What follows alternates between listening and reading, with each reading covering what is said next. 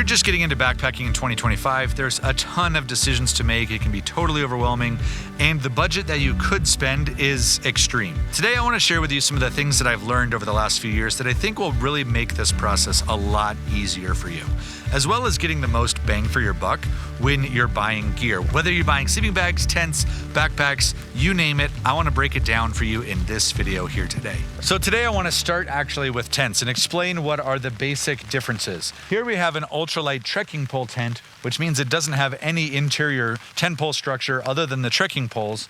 It is the lightest, but perhaps most complicated way to go backpacking. Here I have a tent that's about 120 bucks. Here it's a $650 tent, and we'll talk about the options in between. All right, so I wanted to go through my budget option first. One of the really pleasant developments in backpacking, I think, in the last few years is the expanding range of good quality budget gear. And I've been discovering that there are some truly fantastic options for you out there. So I'm sitting in the Featherstone Granite 2-person tent, and this is something that I found on Amazon last year for 109 bucks. They were sold out for a long time. They have an updated version that I believe has some tweaks that's now 130 bucks. But this was one of my gems that I found last year.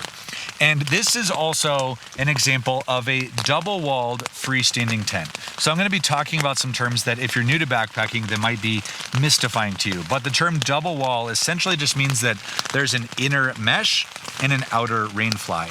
Single wall tents only have the one rainfly, and that is the all-encompassing tent. So as you're going through, I think it's important to know some of the language pieces that might also be confusing. This type of freestanding double wall tent is the most common, basic, and honestly the type of tent I would probably recommend for most people out there. They are the easiest to set up. They are typically the least expensive, and you can just use them in just about any conditions. Man, it is really coming down.